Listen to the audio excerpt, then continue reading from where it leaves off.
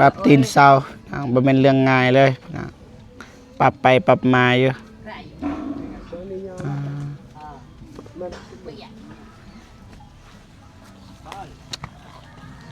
คักไอ้สร้างเพิ่นสุดยอดเลยพี่น้องเอ้ยนี่เรียบร้อยไอ้เพิ่นเฮ็ดข้าวเดียวมื้อนี้บ่เบิ่งนี่เมื่อวานเฮาก็มาทางนี้คือกันแต่ว่าบ่ทันเฮ็ดไอ้เพิ่นไปตลาดเด้เล็กตะปูซื้อแล้วเบิดได้บ่ซื้อแล้ว5โลนี่เขาซื้อได้ตะปู12โลตะปู8 2โลตะปูอันนั้น6 2โลได้ตะปู6โลนึงก็ซื้อได้พอดีเบิดเลยหมดเลยบ่เหลือเงิน1,500,000บ่เหลือเงิน1,500,000นะโอ้เนี่ยไฟแลนเซอร์ประมาณ300,000นั่นแหละตัวหน่อยพอจะซื้อยังบ่ทันมีเงินค้ำนั่นแหละจุกแห้งสร้างจุกแห้งแล้วตอนนี้สร้างให้บ่มีเฮือนครับเฮือนอยู่ก็มีสร้างก็บ่ช่วยบ่สร้างอีกสร้างสิตายแล้วนี่สร้างก็สร้างเท่าบ่แม่นสร้างวัยรุ่นเด้ประสบการณ์30ปลายปีเดี๋ยวรอลุ้นไปนำกันว่าสิเป็นอะไร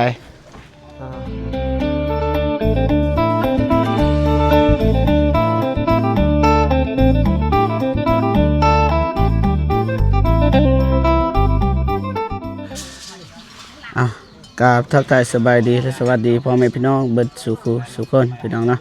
เพราะว่าอยู่ในลาวไทยหรือว่าต่างประเทศเนาะก็ยินดีต้อนรับเข้าสู่ช่องเบาจิ๊บชาแนลคือเก่าพี่น้องเนาะตอนนี้เบาจิ๊บก็มาอัปเดตบ้านน้องหานคือเก่าเนาะรายละเอียดเป็นอะไรเบาจิ๊บสิพาพ่อแม่พี่น้องไปเบิ่งไปติดตามไปนำกันพี่น้องเนาะไป มาบ้านเรียบร้อยบ้านสบายดีบ่ฝนสบายดีเป็นจังไดนี่แหละมาเบิ่งมาอัปเดตเพื่อนน้องหานถ่ายแล้วบ่ยังสิถ่ายน้ำลัง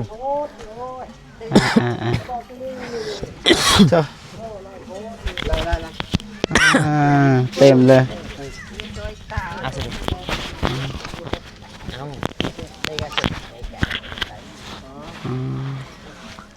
สบายดีน้องซาลีโดยสบายดี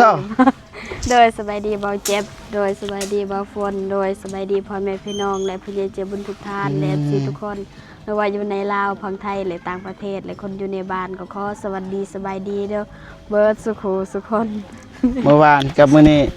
ต่างกันซอยแต่เช้าบ่ซอยมาเบิ่งโดยเมื่อวานกับมื้อนี้ต่างกันพวกมีโมงอีกพี่น้องจบงามจบไปงานสบายดีโดยสบายดีเบาเจ็บโดยสบายดีเบาพลโดยสบายดีพ่อแม่ผู้ใหญ่ใจบุญทุกท่านและพี่ทุกท่านหรือว่าอยู่ในลาวและไทยและต่างประเทศก็ขอสวัสดีสบายดีเมิดสุคนเด้อสบายดีได้เด้อเฮ็ดรอนะงัวเสียบ่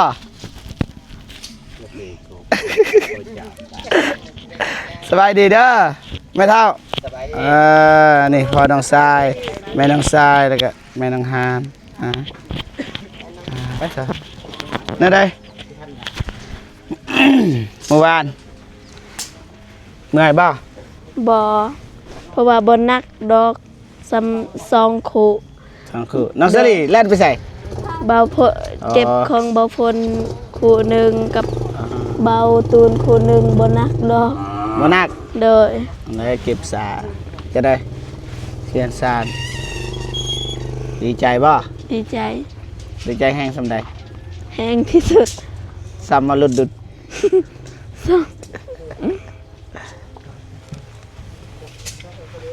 สบายดีเด้อสบายดีเด้อสบายดีเด้อสบายดีพ่อเฒ่าบ่ได้กบใหม่บ่วันนี้ซอยตั้งเท่าวันนี้ก็บักเท่าโดยยาแล้วบ่เป็นยังสบายดีเด้อสบายดีเด้อ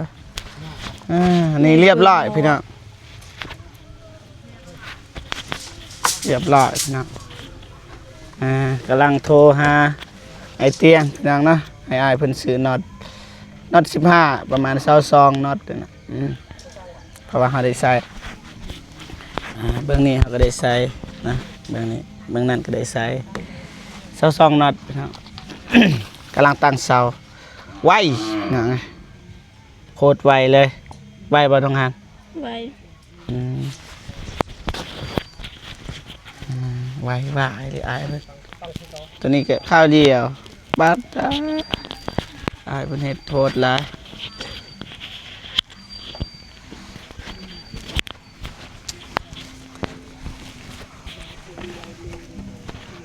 บ่อยากงามปานใดตัวนี้นี่แต่ก็โอเคแน่นอยู่พี่น้อง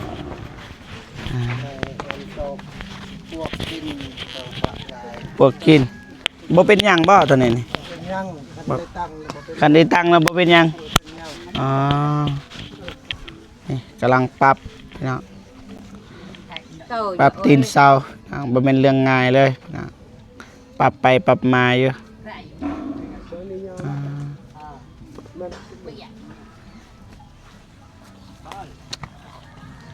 คักไอ้สร้างเพิ่นสุดยอดเลยพี่น้องเอ้ยไหวหวายเลยแป๊บเบาจีบเบาทายข้าวเดียวมาเบิ่งครับเปลี่ยนแปลงเป็นลายพี่น้องนะคันสิว่ามือนยอได้พี่น้องนะ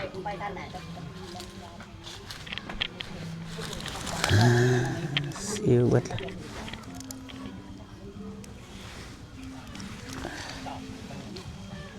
เรียบร้อยบาด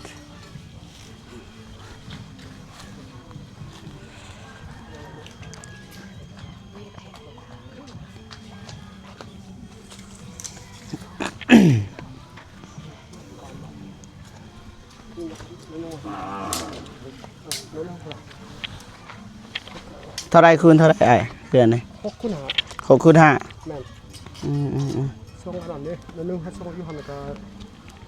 เอามาทำให้พอดีเบิ่งส่งพอดีก็9เมตรถึงส่ง2เมตร ส่งนี่ซื้อตีนเสาอีก ชื่อติดเสา2เสาเด้อ โอ้สิซื้อเพิ่ม2 จะส่งบ้านอีกเบิ่งนี่ไอ้ส่งเลยนอกถามก็คือชื่อติดเสาคือเสา ให้ซื้อตีนเสาไว้ ที่เสาเด้คือเป็นชื่อตีน ฮะ เพิ่นว่าจะได้อันนั้นกระไตเบิ่งนี่เด้ อ๋อ มันมีห้องนอนเพิ่นว่าจะส่งห้องนอน อ๋อ มันได้ แสดงว่าเอา ที่ 4บาทเท่า เสาเดียว2คนหาเอง เดี๋ยวว่าการสิปรึกษาผู้ใหญ่อีกเทื่อนึง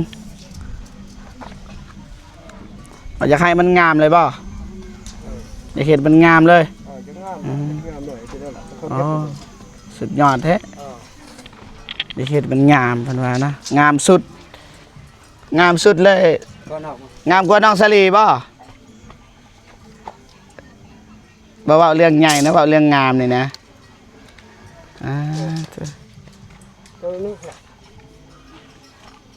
ปรับไปปรับมาพี่น้องนะ โอเคเอาหยับลงนะครับพอดีมันเลยแบกยามันขึ้นมาที่แปลงมาเห็นเป็นอย่าง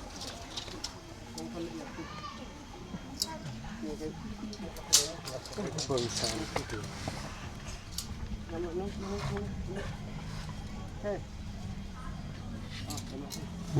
เบาเจ็บเบาปานใดบ่ฮู้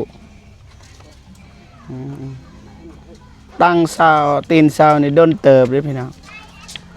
ต้องละเอียดนะต้องละเอียด ก็นอก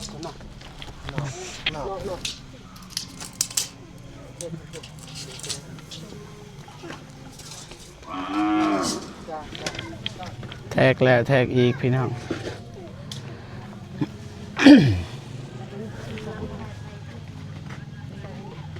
น่ะ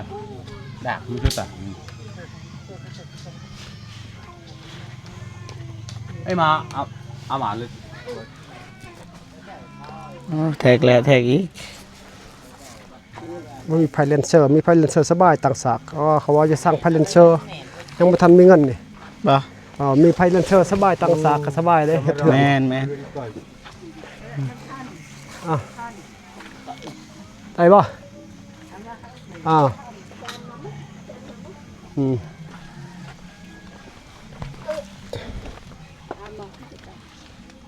ก็ด่าโดนกับพี่ ปลาจริงค่ะ พอดีบ่ประมาณจักคุณ2บ่ ยังไปพูดเลยนึง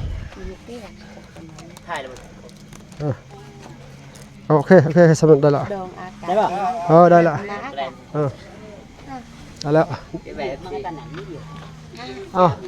แบบมัดตัวนี้ให้มาซื้อเศร้าวันนี้แกระดับแกตั้งระดับเด้จะได้ตั้งระดับน้ำ มาคุยก่อนจะดักวัดใส่พันนี่ไม่เลยก็มีการพูดใส่เอาตัวนี้ใส่ทำนี้เลยกลางทึกเสียเพียกเลยยับตัวนี้มันทึกเพียกเลยสบายดีบ่เพิ่นบ่ฮ้อนบ่ฮ้อนนะแดดเด้เข้าอีกตีนมันเจ็บจิเข้าอีกตีนเข้าตีนเลยเต็มเอาเข้าตีนมัน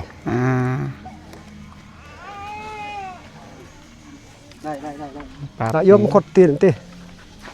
เข้าตีนบ่เพิ่นอ้ายเพิ่นว่าซื้อเพิ่มอีกตีนเสา4ทางที่2แม่แหละแม่เอาก็กันไต้2เสาทางอันนั้นบ่นอนอีกอันนั้น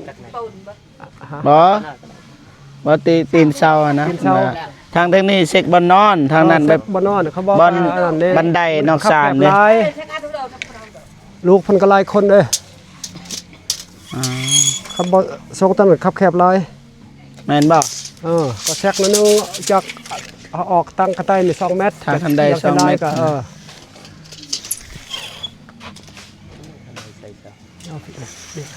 แล้วก็ใช้เสานอกศาลใส่แล้วเสาบ่ใส่เพิ่นก็ใส่ซาโซ่นะวันหาซาโซ่ใส่เขาบ่จะใส่ดินแล้วเสาวันซาโซ่ไปใส่แต่อันนี้มีแล้วมีนอกศาลนี่ซาโซ่ยับเลยบ่ค่อยเข้าใจปานใดและเรื่องเฮือนเรื่องศาลแล้วสิลองปรึกษาผู้ใหญ่ก่อนแม่เพิ่นสิว่าแนวใดฟังเนาะนี่ทำนี่จ้ะมันจะให้ FC เมนมาพี่น้องเนาะคืออันนี้เตามันอันนั้น6คูณ7น่ะบ่แม่นน่ะ5คูณ6น่ะ5คูณ6 5คูณ6นี่ว่าคนทรงห้องนอน3เมตรนอกซ่านอีก2เมตรเป็นสั่นเฉพาะเฮือนเตาเนี่ยเตามัน5คูณ6อยู่แล้วเต็ม5คูณ6เลยนี่ห้องนอนนี่3เมตรนอกซ่านอีกบนกันไตนี่ก็2เมตรโดยเป็นสั่นนะแต่ว่ากันเฮ็ดตัวนี้มันแล้วก่อนโอเคซั่นเพราะว่ามื้อนี้รถบ่มีรถว่าซั่นซะแต่ขี่รถมอเตอร์ไซค์มาพี่น้องกับบ่ฝนไปสวนเบิดขี่รถมอเตอร์ไซค์โอเคมื้ออื่นว่ากันมื้อแรงก็ปรึกษาถึงแม่เพิ่นว่าเพียงตอนนั้นมานี่เอาเพียงตอนนั้นมาพี่ป่ะมีเงินมีน้อย10,000นี่มัดไปพุ่นเพียงไปเลยเข้าไปพุ่นนะนี่เรียบร้อยอายเพิ่นเฮ็ดข้าวเดียวมื้อนี้บ่เบิ่งนี่เมื่อวานเฮาก็มาทางนี้คือกันแต่ว่าบ่ทันเฮ็ดอายเพิ่นไปตลาดเด้เล็กตะปูซื้อแล้วเบิดได้บ่ซื้อแล้ว5โลนี่เขาซื้อได้ตะปู12โลตะปู8 2โลตะปูอันนั้น6 2โลได้ปู6โลนึงก็ซื้อได้พอดีเบิดเลยบ่เหลือเงิน150,000บ่เหลือเงิน150,000นะโอ้ให้อายเป็น150,000โอ้ยโล30,000เฮาก็บ่ทันเมื่อวานให้อายเป็นซื้อโอ้ยบ่ฮู้ว่าผู้พางมันสิเป็นแนวใดแต่อ้ายเพิ่นว่าสิเฮ็ดมันงามที่สุดงามสุดในลาวใต้ว่าซั่นซะกลัวเฮือนลังที่เฮาเฮ็ดพันมาตามอ้ายเพิ่นได้เว้านะแต่ว่าบ่ฮู้ว่ามันสิงามหรือบ่เป็นสีแตงเนาะยับมาพี่ยับมาจับนี่พอแล้วพอเฒ่าจะเอาดินหั่นยัดใส่หั่นมีแบบแกะสลักเป็นรูปบ่เจ็บอีกแกะสลักบ่ฝนนำบ่แกะถ่ายรูปแล้วก็อัดออกแล้วก็มาติดอยู่แถวบอนยังห้องโทรน้อยหนึ่งบ่ถึงไปห้องโทรติดบ่เจ็บบ่ฝนขยายจะมีขยายจะบ่ได้ พอเจ็บนี่คันใดหรือบ่นี่เขาเหยียบขึ้น มาอันนึงใช่ คือผู้ใหญ่ดีสุดแหละ เฮามีแต่ หรือว่าอัดผู้ใหญ่บ่ พูด ได้บ่ กันไหม อัดผู้ใหญ่นะแม่นะผู้ซอยเรือนะเฮาสิอัดแล้วก็ติดไว้บ่ให้น้องฮานลืมว่าผู้นี้คือพระคุณนะเฮาสิเฮ็ดแบบนั้นบ่แม่นฮู้เฮา2คนบ่แม่น น้อยอยู่ลุง ก็มีส่วนหน่อยนึงแต่งไว้เนาะมื้อแรกสิลองแต่งว่าสิเป็นจังได๋ โอเค แล้วมันน่าจะ บัดแล้วนะ เอาญาติทหารอ่ะ จะไป แม่นบอกจุแม่น่ะสิเบิ่งแล้ว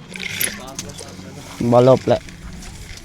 ก็ยาแล้ว โอ้เด็กดูใบ ยังนึงยับอยู่พ่อเฒ่า ประมาณนี้พ่อพี่น้องเนาะนี่เจะน่าจะสิให้ โอเค บ่าวฝนอัปเดตต่อพี่น้องเนาะเฮาก็ประมาณนี้แหละนับนึงมาลอยโอเคเอาถึงแล้วบ่ตอนนั้นบ่เช้าตอนนั้นมันลมเอายับไปนี่หัวมันตีเงี่ยงตีแต่ประตูตีนบ่ได้ตีนประตูเงี่ยงเอา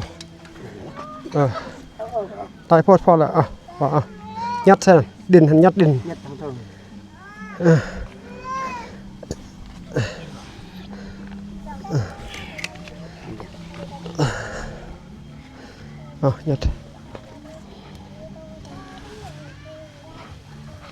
น่าจะงามตามเบิ่งพี่น้องเนาะ ชื่อบ่ มันจะสุดยอดอายเพิ่น เอาตัวนี้เอาตัวนี้ก็ได้ติ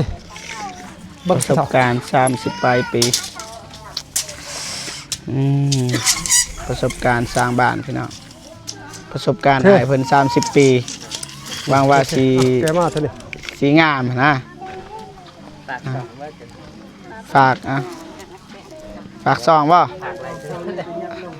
ปากอะไร ฝากเอามัดเยอะ บ่ฝนลาวใต้ มัดยานก่อนบ่เฒ่า ฝาก FC เบาเจ็บเนาะก็ติดตาม โอเค สองของเบาฝ เอา น ตัวนี้ถึงแล้วบ่ยับตีนตัวก่อนเอ้ยตีนตัวนี้ เบาฝนลาไต่เป็นภาษาไทย ได้ ขอบใจเด้อขอบใจ อ่ะ เจียวเว้มเฮ็ดตีน เด้อ ออก เอา ไป เจี๊ยบยับไปอันนี้ค่อยดึงนี่มาค่อยดึงนี่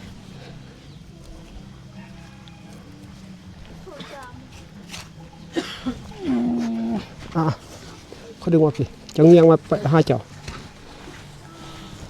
นั่นนึงยากกับพี่นั่นนึงท่านนี้โอเคทีนี้คดลายออกเนาะตีนบ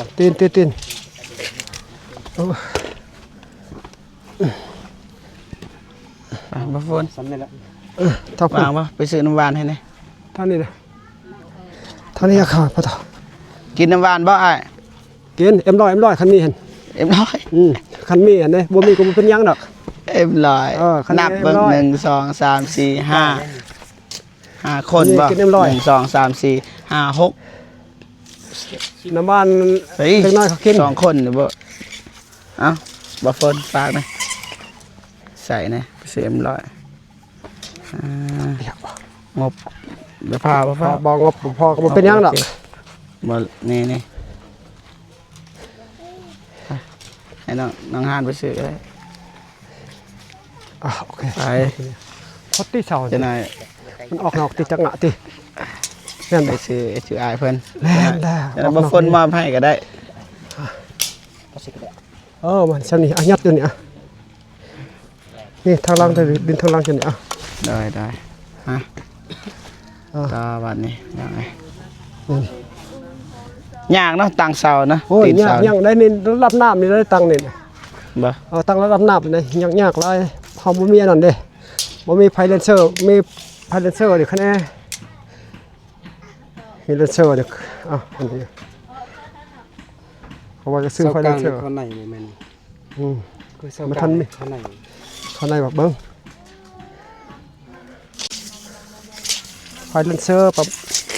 ประมาณ300,000นั่นแหละตัวหน่อยเขาว่าจะซื้อยังบ่ทันมีเงินค้ำนั่นแหละจุกแห้งสร้างจุกแห้งแล้วตอนนี้ สร้างให้บ่มีเอื้อนครับ เฮือนอยู่ก็มีสร้างก็บ่ช่วยบ่สร้างอีกสร้างสิตายแล้วนี่สร้างก็สร้างเท่าบ่แม่นสร้างวัยรุ่นเด้ ประสบการณ์30ปลายปี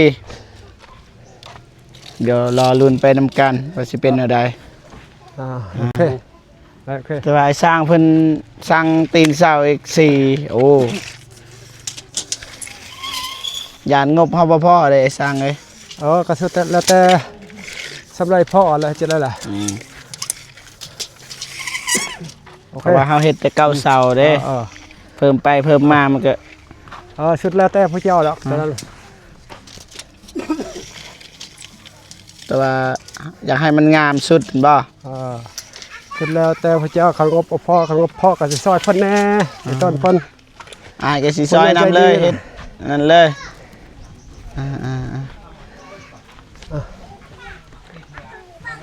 ถ้าเบิ่งว่ามันสิเป็นอะไรเพิ่นมุงหลังคางามซำใดคันงามหลายก็เอาเพิ่นเลยจังหน่อยถึกบ่